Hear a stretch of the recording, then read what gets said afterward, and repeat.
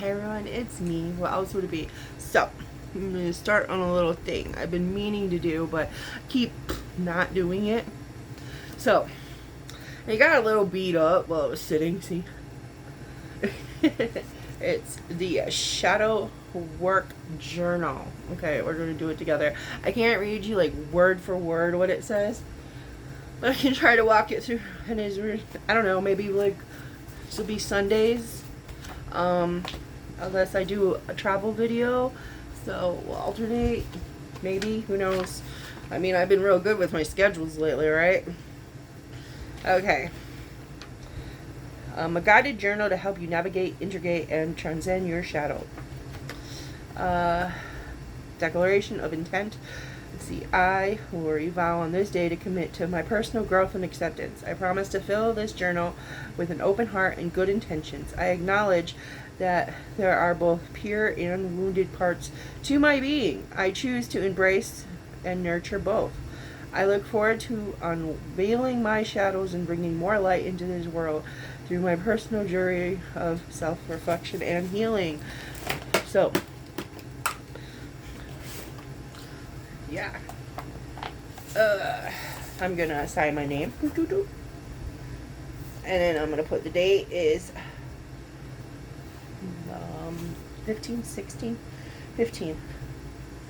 4. Okay. I just opened this shirt and it's already covered with Pip wrinkles, man. It's just, you can't escape it. Oh, little Pip. He just wants to play, play, play. Okay, table of contents. Y'all don't need to know about that, do ya? Let's see. Unless you learn to face your own shadows, you will continue to see them in others because the world outside of you is only the reflection of the world inside of you. Carl Jung. Okay. What is shadow work? Okay, shadow work is about revealing the unknown. The shadow is the unconscious aspect of your personality that the ego does not identify with. You may experience, maybe I will read you it. You may experience your shadow when you're triggered in social interactions, relationships, and episodes of anxiety or sadness. The unconscious mind contains repressed emotions from painful events causing impulsive behaviors. Ooh, yeah. And unwanted patterns that form in your dark side. In short, the shadow is composed of the parts of yourself you have forgotten, abandoned, repressed. In order to grow and fit in with the mold of society, think back to your childhood and recall the ways in which you would express yourself only to be rejected. You may have been crying or told to stop. You may have been laughing uncontrollably in a classroom and given a dirty glance by a teacher or your peers. There are countless ways in which you may have been reprimanded for what was deemed bad and praised for what is deemed good. Learning to adjust behavior accordingly. These repressed parts of yourself don't go away forever.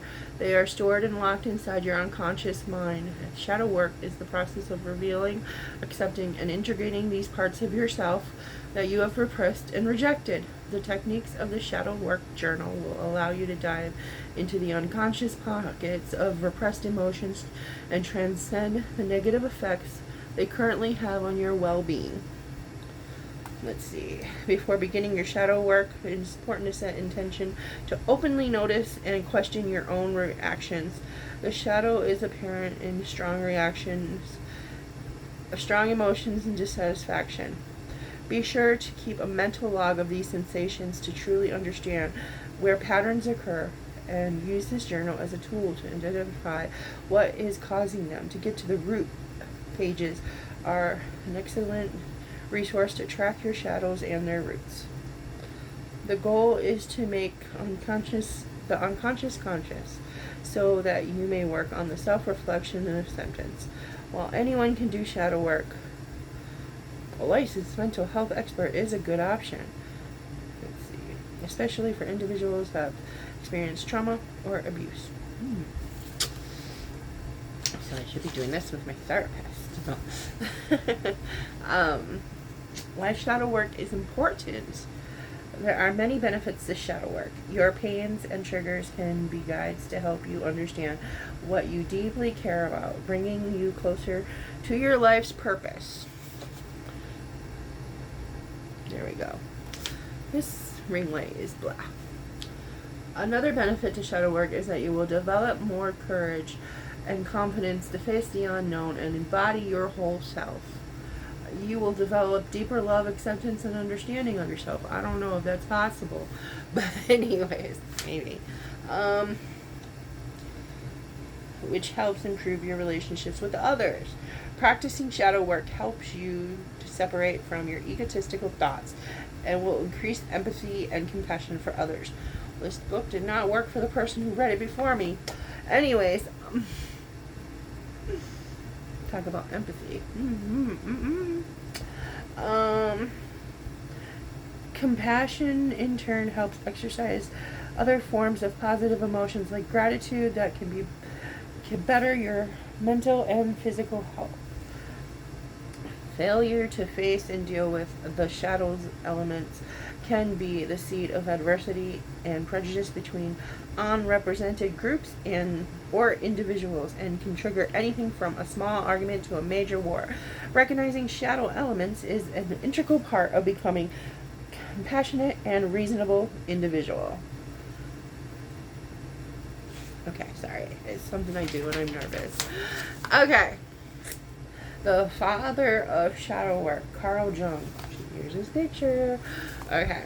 The concept of shadow work was first developed by Swiss psychiatrist and psychoanalyst Carl Jung. Jung believed that exploring the shadow was essential for personal growth and individuation. The process of becoming one's authentic self. The shadow refers to the unconscious parts of our psyche that contain our repressed thoughts, feelings, and impulses. It is the side of ourselves that we reject and hide from others, and often ourselves. However, these repressed aspects of ourselves can still influence our behavior and emotional states. Understanding the psyche. The psyche is a term used to describe the inner world of our thoughts, feelings, emotions. It is the source of our experience, motivations, or behaviors, and is constantly evolving and changing throughout our lives. Understanding the psyche is key to understanding ourselves and the world around us. The conscious mind is part of our psyche that is aware of our thoughts and experiences. The unconscious mind contains thoughts, feelings, and experiences that are outside our conscious awareness. The personal unconsciousness is the part of our psyche that contains repressed thoughts, feelings, and experiences, while the collective unconscious is part of the psyche that contains archetypes, universal symbols, and themes that are shared by all people. One of the key benefits of understanding the psyche is an increased self-awareness. When we have a greater understanding of our thoughts, feelings, and emotions, we can make more conscious choices to improve our relationships with others, reduce anxiety and emotional distress. Let's see. Jung believed that the psyche was composed of several distinct but related parts, including the conscious mind, the unconscious mind, personal unconscious, and the collective unconscious. Okay. Jung believed that exploring the psyche was essential for personal growth and individualism. Let's see. The process of becoming one's authentic self, he believed that by exploring the unconscious mind, we would gain a deeper understanding of our motivations, reactions, behaviors, and make changes to live our more authentic lives. Jung's theories have been highly influential in the field of psychology and have been further developed by psychoanalytic theorists, including Sigmund Freud, Melanie Klein. Today, the study of the psyche in an interdisciplinary field that draws on psychology, neuroscience, philosophy, and spirituality. The meeting of two personalities is like the contact of two chemical substances. If there is any reaction, both are transformed. Mind traps. Anchoring. The first thing you judge influences your judgment of all that follows. Confirmation bias. You favor things that confirm your existing beliefs. Reactance. You rather do the opposite of what someone is trying to tell you to do. Okay. Sunk cost fallacy. You're irrationally clinging to things that have already cost you something. Dunning-Kruger effect. The more you know, the less confident you are likely to be. Backfire effect. When your core beliefs are challenged, it can cause you to believe in them more strongly. Declinism. You remember the past better than it was, and expect the future will be worse than it will likely be. Framing effect. You allow yourself to be influenced by context and delivery. Negative bias. You allow negative things to disproportionately influence your thinking.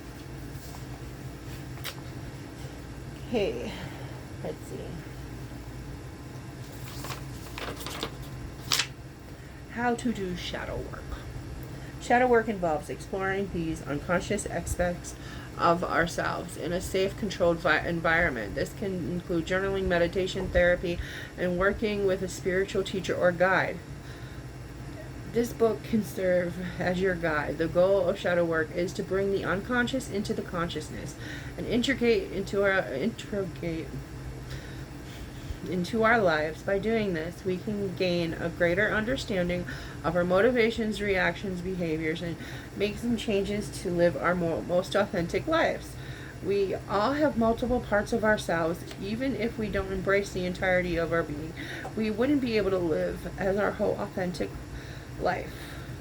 The process of integrating the shadow leads to self-acceptance, forgiveness, and unconditional love.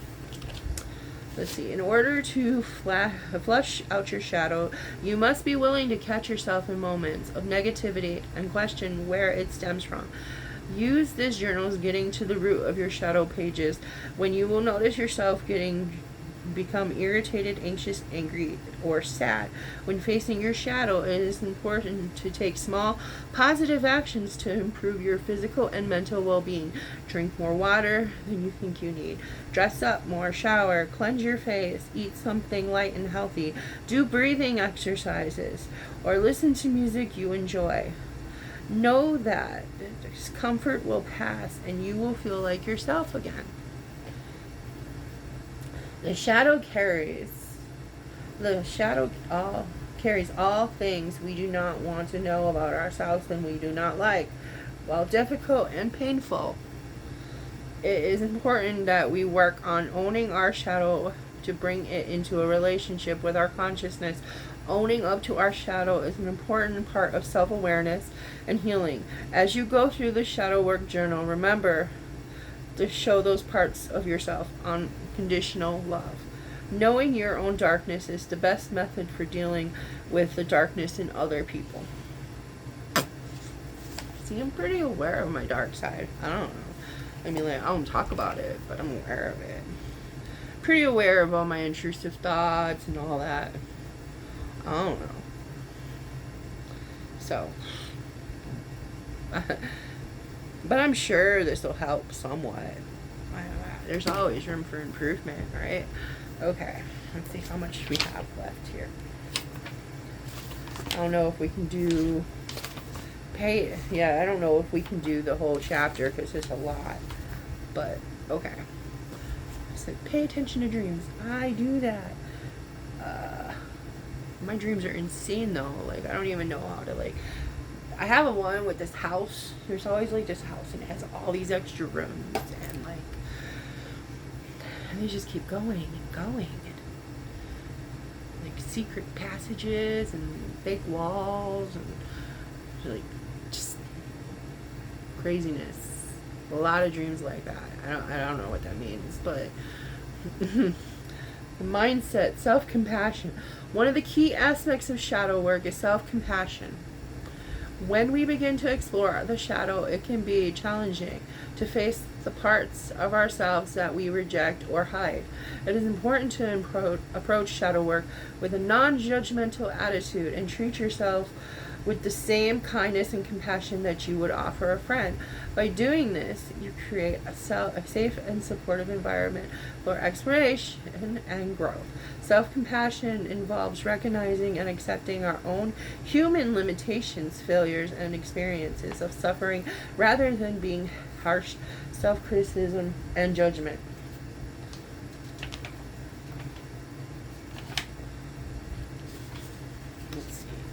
Our culture often emphasizes perfection and individual achievement, which can lead to feelings of inadequacy, self-criticism, and where we fall short. See, that is so true. Everybody's so obsessed with the biggest, the best, the being perfect, the appearances, and money, and, like I was saying in my members only, I'm kind of like Fight Club, like that is my... Like, we're not special, delicate little snowflakes, and like, I don't need the newest car or the best thing from IKEA, or I don't need to like spend all day working just to come home and look at my stuff and fall asleep and go back to working the next day. Like, I don't care if I'm missing teeth. That's me. I'm missing teeth. I don't care if I'm fat. Like, okay, if you don't like it, don't look. That's why I have no problem wearing tank tops, because they're comfortable to me. I don't like sleeves. If you don't like looking at my fat, guess what? Don't do it. Nobody's making you, Look the other way. But yeah, that's a big thing about me. Like, I don't care what, There's only 2 people I care think what they think about me, and unfortunately one of them doesn't like me too much right now. Sometimes it depends on the day. Depends on the day. So yeah, the importance of grounding. Other important aspect of shadow work is grounding. Shadow work can be intense, emotionally challenging, and is important to take steps to ensure that you are in a safe and stable state of mind before and after the process. Oh, I'm never in a stable state of mind. This can include meditation, deep breathing, and other practices that help you feel centered and grounded. And whenever you need help, or whenever you need it, flip to the grounding technique page found later in this journal. Grounding is a technique that helps us anchor us to the present moment, to connect us with our bodies, to find stability and balance in a chaotic world. Grounding is about fully being present in the moment and in our bodies. It helps to reduce stress and anxiety by bringing us out of our heads and into the present moment. Grounding can also increase focus and concentration. Let's see. It is important to ground yourself before and after using this shadow workbook. Here are a few ways to easily ground yourself. Go to the corner. Don't talk to anyone until I tell you to come out. You're grounded. I'm taking away your phone. Sorry. Simple recognition. I know the phone is crooked and I keep trying to fix it, but then it gets crooked again and it's like, I don't know, whatever. The ring lights in the other room, away from the dogs. Simple recognition, recognizing common humanity, remembering that everyone experiences setbacks, failures, and moments of suffering. You are not alone. Your experiences are a normal part of the human experience. Self-care, engaging in activities that bring you joy, relaxation, and a sense of well-being. This can include things like exercise, hobbies, spending time with loved ones, and getting enough sleep. Affirmations. Using positive affirmations can help reduce stress and increase feelings of well-being. I wish that was true. I'm trying. I'm really in. I'm trying meditation. I'm trying somatic exercises. I'm trying like affirmations and manifestations and all that stuff. It doesn't really work with me because I'm like, come on now. But like I try. And my mind never shuts up, so meditation is really hard for me. Okay. Sensory stimulation, engaging our senses through activities such as walking in nature, smelling essential oils, got that one, eating a nourishing meal, can bring us into the present moment. Deep breathing, taking slow, deep breaths can help to calm the mind and reduce stress. I don't think that counts. It's really...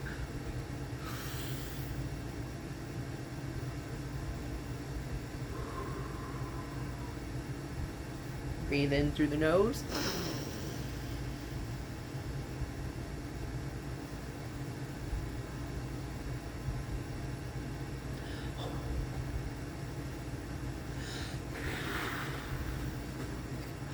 Good thing I had a breath mint.